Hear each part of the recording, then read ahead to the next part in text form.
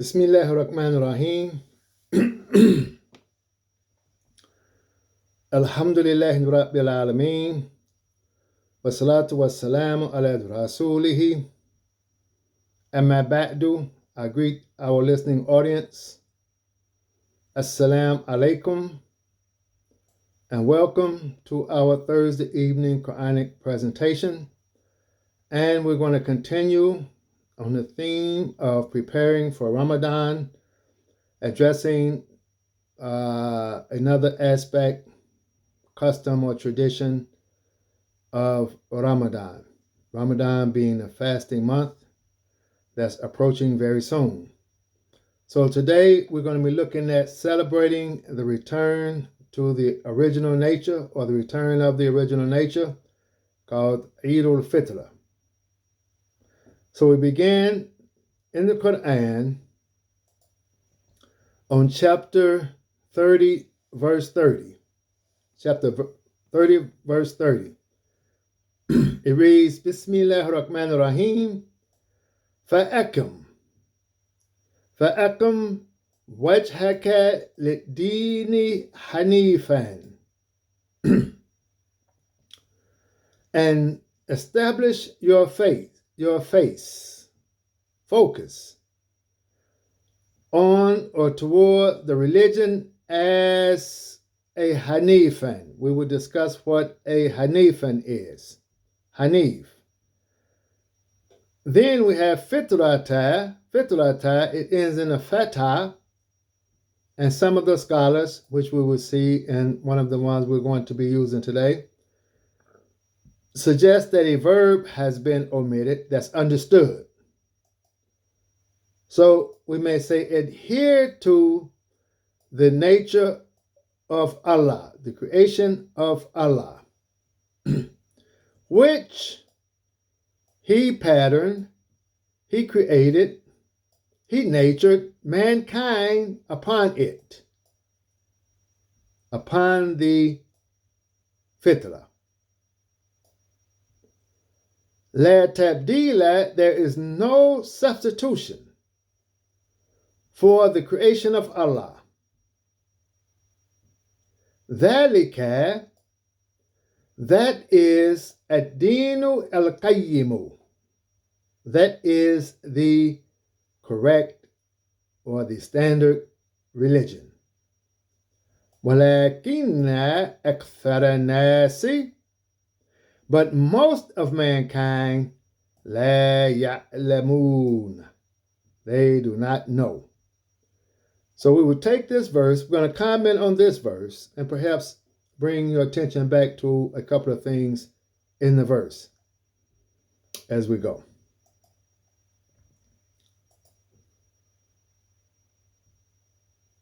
So in the first part, looking at Ibn Arabi, he's commenting on fa'akum wajhaka. Fa'akum wajhaka. He's saying fa'akum wajhaka lid-dini. So focus. Focus, direct, be attentive towards the religion of oneness. The religion of oneness. And it is the way of the truth and reality, the Most High. That's one of the names of Allah, is al-Haq, the truth. He is the truth. And this is the way of the truth, the Most High. And likewise, it is the most comprehensive, free, and permissible, without any additions. This religion, he's saying that is to say, it is the religion that is absolute religion. It's unrestricted, in that whatever is made equal to it, it is not religion. Whatever is made equal to this is not religion. That its interruption, separation, however, would be without the attainment to what one requests or seeks in religion. Yes, anything other than the religion of Tawheed, anything other than that would not be equal to this religion, and therefore, following it, seeking it, you will not attain that which you seek in religion, or for having the purpose of religion in your life. So on the logic of Imam W.D. Muhammad commenting on this part of the verse, he says, Allah says, "This day I have preferred for you al-Islam as your religion, and have completed my favor on you." This is you, everyone. That tells us, he's saying, that this was something that was in progress, that Allah was finishing something that was in progress for a long time. His favor was on the Jews. His favor was on the Christians. His favors was on others who we may not know, they may not have been mentioned in Scripture, but many others. And finally, the favor has come to the Muslims by way of the Quran. His favor has continued progressing from one people to another, evolving them, involving all of mankind into the picture of human beings and human society that he wants for all people. That is the attainment, the purpose and attainment of religion, and what mankind has a request for in his soul.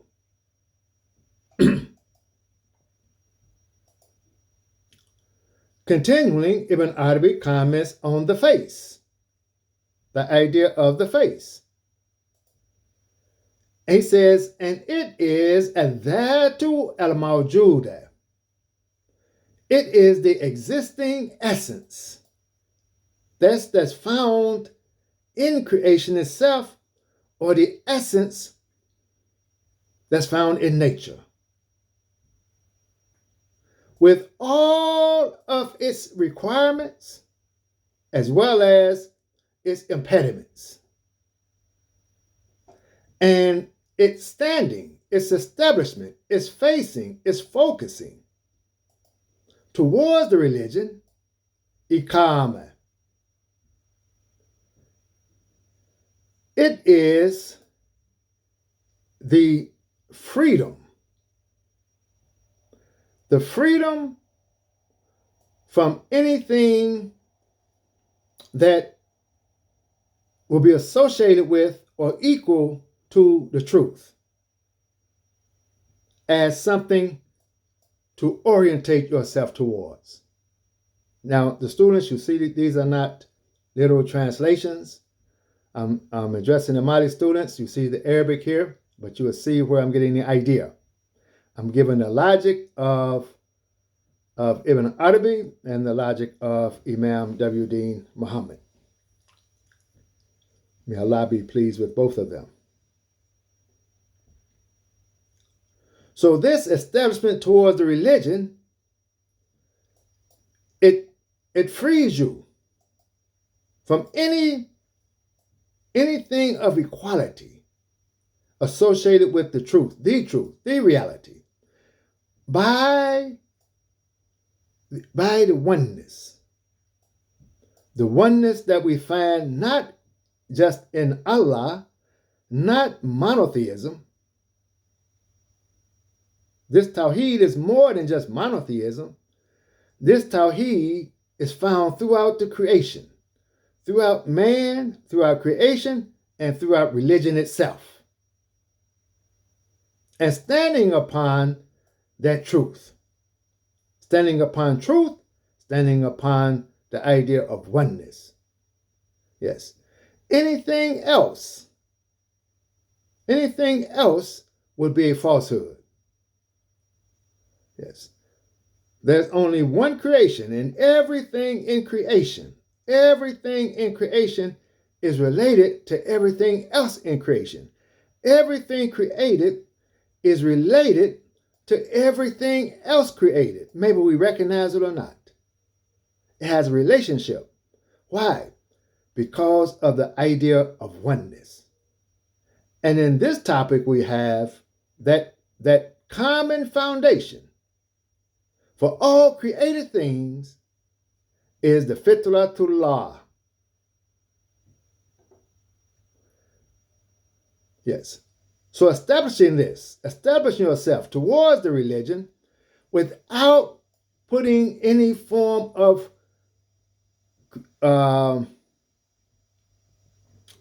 consideration upon yourself or other than yourself. Yes, we put a lot of attention on ourselves as human beings when it comes to religion.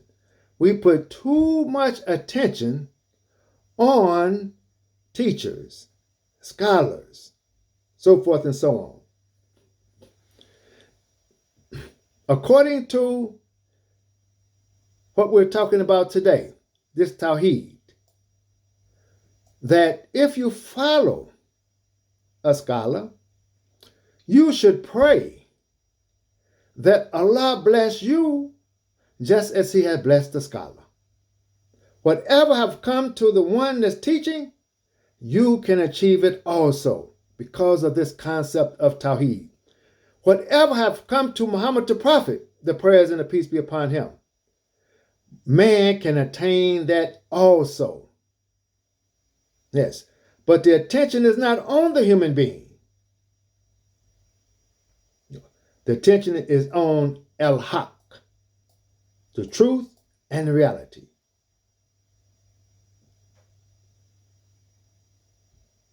Therefore,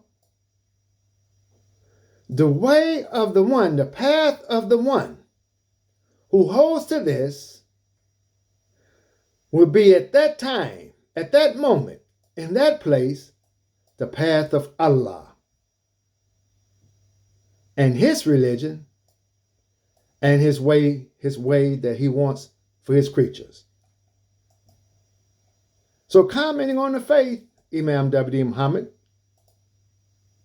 according to his logic, the logic he has presented on this idea, is that the face may represent many things. Al-Wajhu. It may represent many things.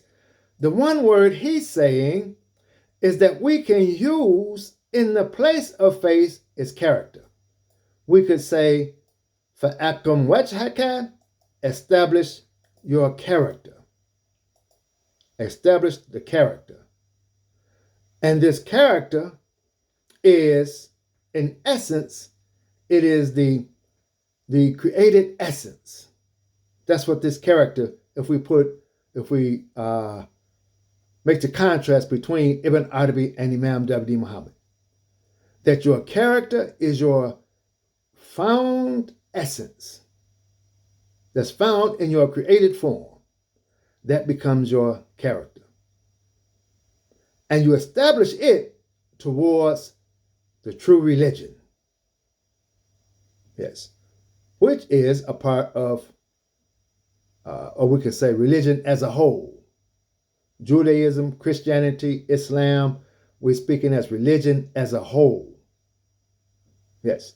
So Muslims in particular, as well as other religious people, are to be of one character, established upon their common original nature, that they are born as a baby and has to be developed.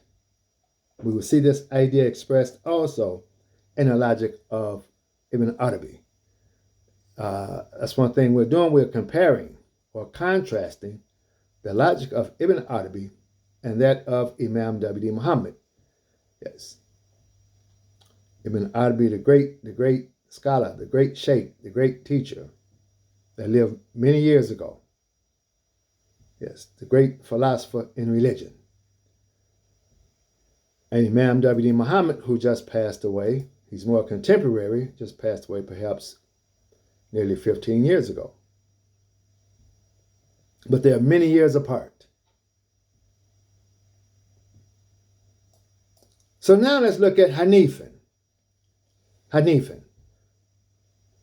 It is from the internal noun, derived from the internal noun al-Hanafu. And it is the inclination to be directed away from error towards correctness, being correct, being established. And the Hanif is the one who had this inclination towards that.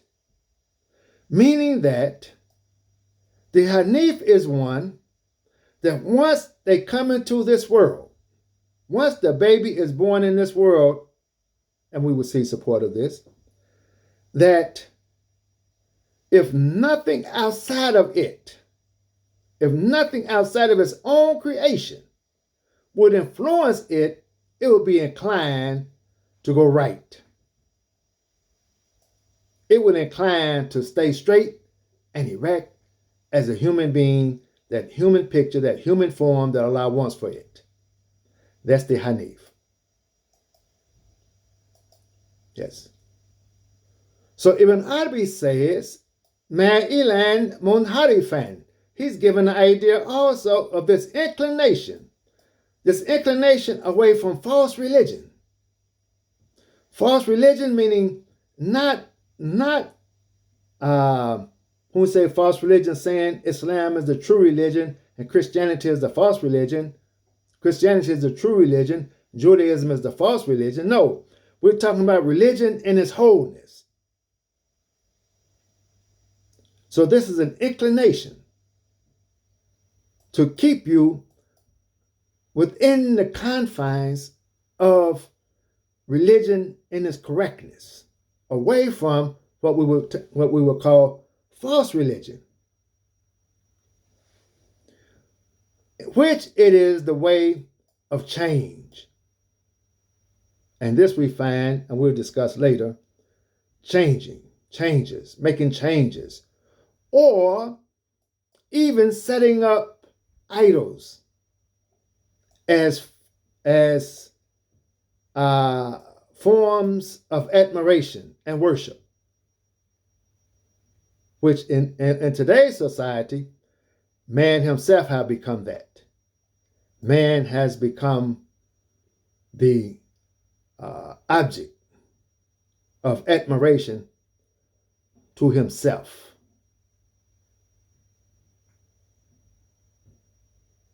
Yes. So one who has the inclination not to adhere to these things, to or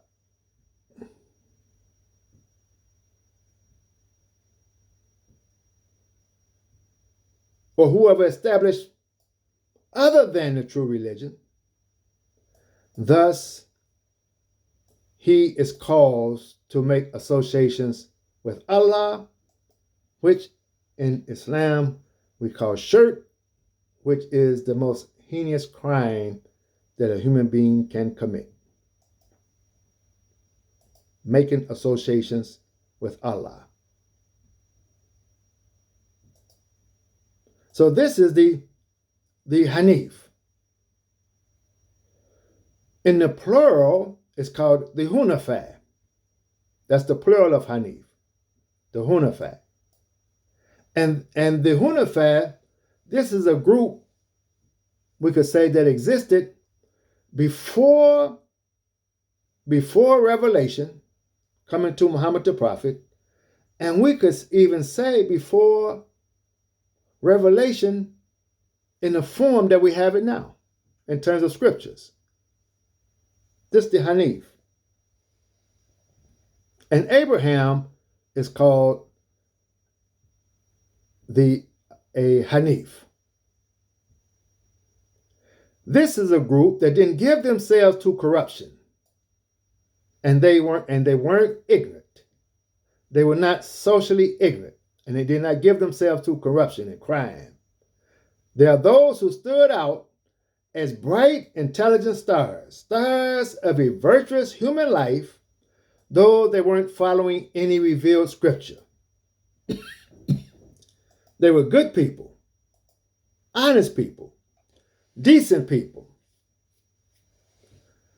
but they didn't follow any revealed scripture. And many of them, during the time of Muhammad the Prophet, the prayers and peace be upon him, they couldn't read or write, so they didn't read scripture. They just believed in the best human person they could be, responding to their best human motivations, their best human urges, their best human appetites. Yes, they believed in listening. We could say listening or even reading the human body. The human body, the human mind in its purity became its scripture or their scripture. And following the best that's suggested to them from their own life, instead of following the lowest and the worst that's suggested to them from their life. This is the Hanif. Yes.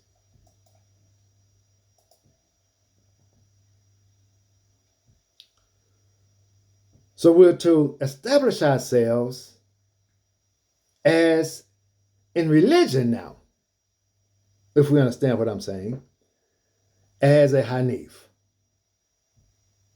Yes, religion in its pure form, in its correctness, in its wholeness.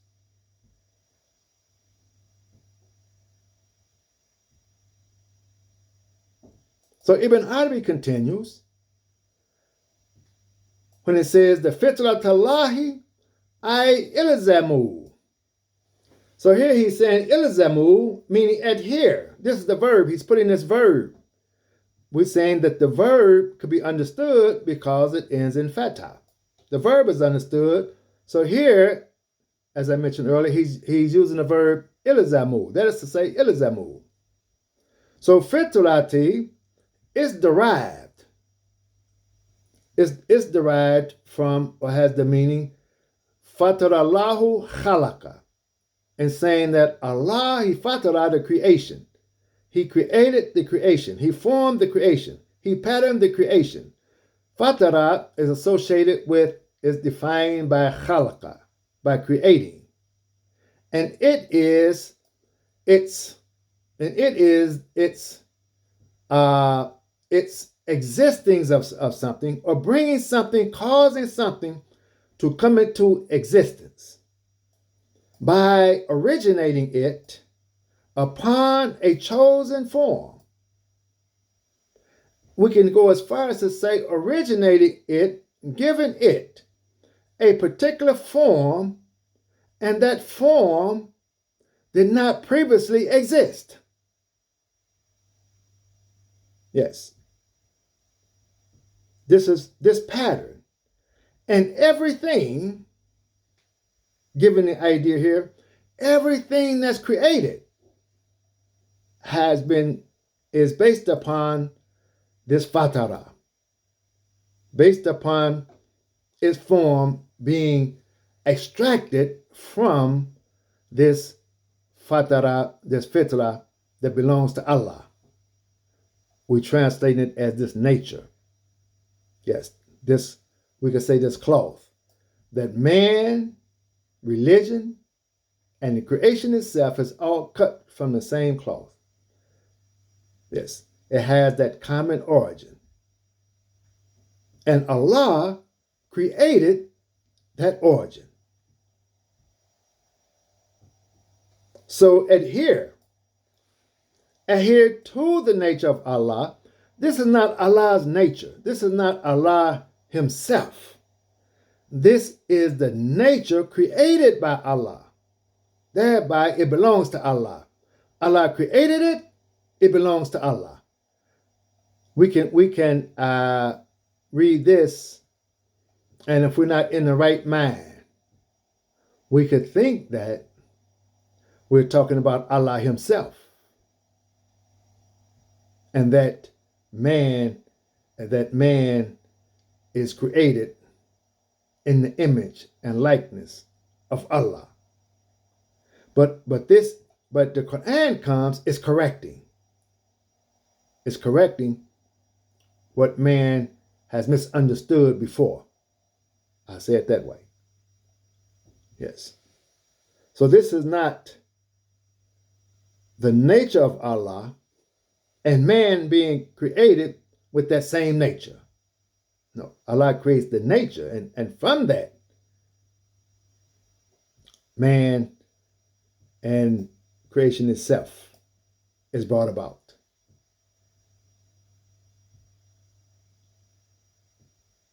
And it is the condition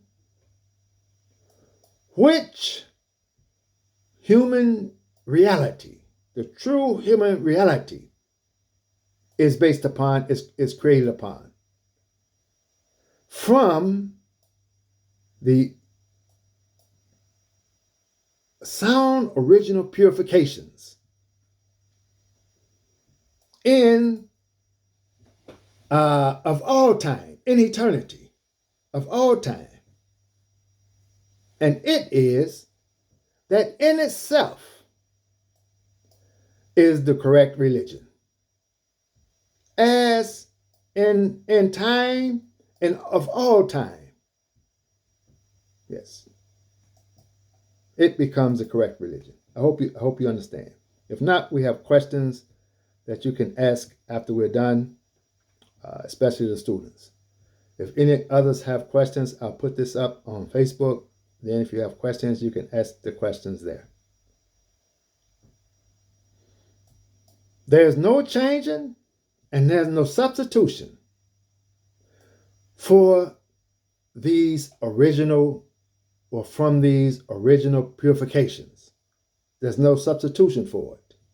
There's no substitution for the purification of this natural tawheed. This al-Fitr. Al-Fitr is this natural, this tawheed, this natural creation for tawheed. In terms of tawheed, there's no substitution for it. No. There's no creation outside of this creation. If there were two creations, then there would have to be two gods. Because each god would claim their own creation. So when we talk about tawheed, we're talking about the oneness, not only in Allah, but the oneness in creation, the oneness in religion, the oneness in man, the oneness in all of it, that bring us to the conclusion there can only be one God. Then if you want to say, therefore we have monotheism, and that one God has no association. No. And this original nature, now let me point something out to the students. Ibn Arabi. Now Ibn Arabi wrote back in the 1200s, maybe the 13th century, 12th or 13th century. So he's saying, Tilka al-fitratu ula. Now, this language here, we could translate it as the first nature. We could translate it as the original nature. And I want to say this because some of us think that when Imam W.D. Muhammad mentions this idea of the original nature, it's something that has never been expressed before. But here, Ibn Arabi is expressing it also as we make the contrast between the two minds. Now, think about this. If we're following what I'm presenting so far today, we could say this al-Fitr ula is the original man, because man in his original creation is based upon this fitra. Therefore, we could say the original man. That's using the language of Fard Muhammad and the Honorable Elijah Muhammad. That when he's saying the black man is the original man. Yes. If we take from I believe last week, we saying the black thread is of human nature, and the white thread is of human consciousness. So black we're associating with nature, and white we're associating with consciousness. Yes. Just a thought. ليست إلا من الفيض الأقصد. It is only from the holiest of floods, flooding. Yes. Al-Faidu, the flooding. The flooding, we could say, of light, or the flooding of creation itself. Yes. Everything, if we could see it coming as a flood, which is, or this nature itself, is of the holiest flooding, which is the source of human existence. Yes, this original nature, the source of human existence. Now, I'll just give a hint to throw it out what we're saying. The taqwa and the fujur. It's the taqwa that remains constant. Therefore, we could say this fitratul ula remains constant. But it's the fujur that goes out. And once the fujur goes out, it is exposed to influences. Yes. But this nature itself, it remains constant. And whoever remains upon it, whoever remains in this nature, any inclinations away from the Tawheed, away from the oneness, or any veiling darkness, veils of darkness that come upon it, would not be able to take it away from the truth. Whoever remains in this nature. Meaning, when the fujur goes out, when this agent goes out to advance man, as long as he stays in that taqwa, as long as he keeps to that original nature, then any inclinations, any veilings, any darkness, any falsehood would not cause it to be inclined away from the truth.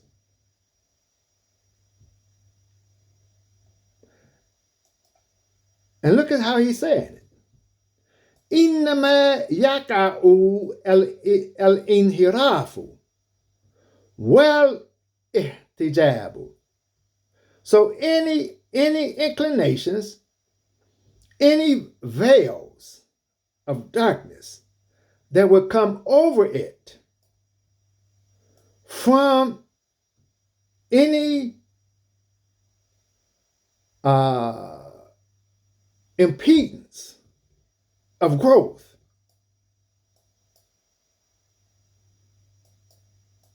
or we could say anything that would impede it from the nature during its creation, during its forming in its character,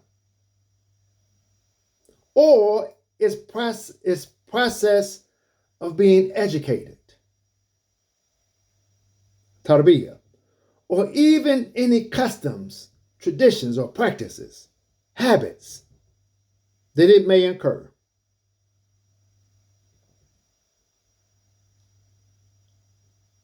Yes. As long as it stays to this nature, it will not be harmed by it, any of these things. And the only time it can be harmed is when it's in the conditions of this growth and development that will come upon it. Therefore, it is said by Muhammad the Prophet, the prayers and the peace be upon him, in a hadith, he says, Kullu ibadi khalaqtu. All of my servants that I created hunafa, and I created them as hunafa, hanif. Fahtalathum ash-shayatinu.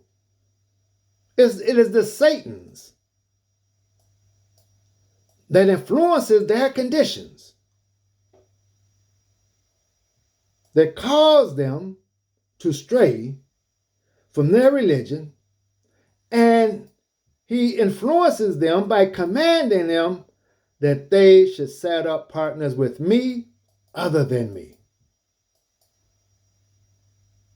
That's the biggest influence that Satan have on man today in this society, which becomes the root, we could say, of all evils. And in the second hadith, in the second of his sayings, the prayers and the peace be upon him, he says, Kullu mauludin, every child, everyone that is born, yuladu al-Fitrati, he's born upon this nature. Every child is born upon this nature. That there is no change. There's no change to this true reality within itself.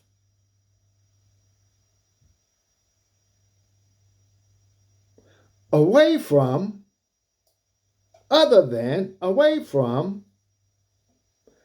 the al-halati al-dhatiyati, from this essential condition. Every child is born upon this nature, and there's no change in it. We can't say the child is born sinful. This nature is not a sinful nature. This nature, as we said, is from the holiest.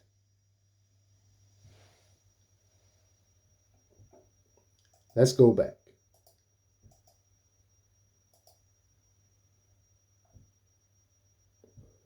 It is from the holiest of floods. This nature. This nature is from the original purifications. So the child is not born sinful. The child is not born criminal. The child is born upon this nature, this good nature that all creation is established upon. So there's no change to this. There's no change into this. in terms of this, the essence of this child, the essence of the human being. It is impossible. Let me say it again. It is impossible. فَإِنَّهُ مُحَالٌ. It is impossible. You can cause a lot of influences. Satan can influence man in many ways, but he can't change this nature. It can't be changed. And that's the meaning when Allah says, there's no change to the creation of Allah. And that is the correct religion. To understand what we're saying now, it puts us on or in the correct religion, but most of mankind does not know that they do not know this true reality. So in conclusion,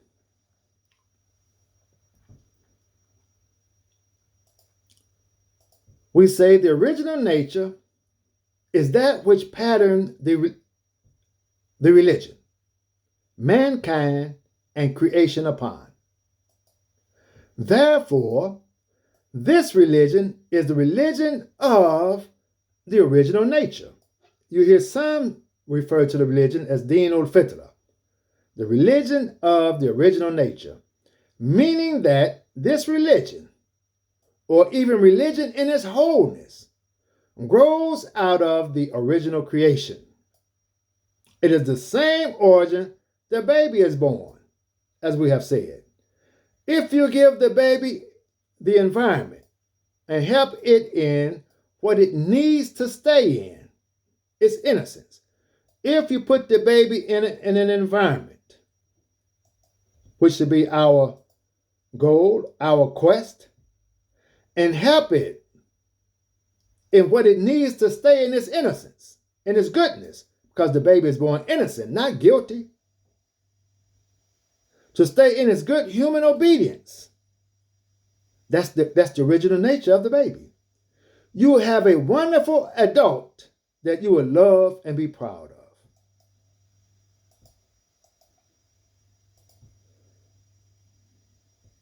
The logic of Imam W.D. Muhammad, he continues. The origin of religion is human nature in its purity. Now, we're looking at the Imam separate from Ibn Arabi and making a contrast. I want to bring that back to your attention so you can see the commonalities in the language, in the thinking, in the mind. Yes, the meeting of the two minds. The origin of religion is human nature in its purity, or human nature in its innocence.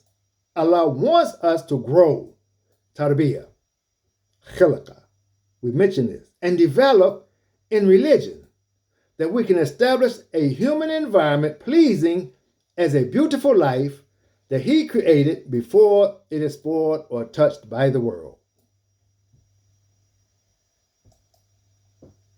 So Ramadan, getting to the point of the reason for presenting all of this, what does this have to do with Ramadan? Ramadan is the month in all of its aspects, customs, traditions, and practices. A rigorous spiritual discipline that will prepare us to return to the original nature in which all of mankind is created. Whatever influences have come upon us in our fujur to go out and to establish and grow and develop, whatever influences have come upon us that have taken us away from our original nature, Ramadan is the time, is the month in reality and the month in rituality, if that's such a word, in ritual and in truth, that prepares us to return to that original nature, as we have said, that original nature cannot be changed or influenced. It stays with us all the time. Therefore, we have what we call the celebration of this return, which is called Eid al-Fitr. I thank you for your time. Assalamu alaikum. Goodbye.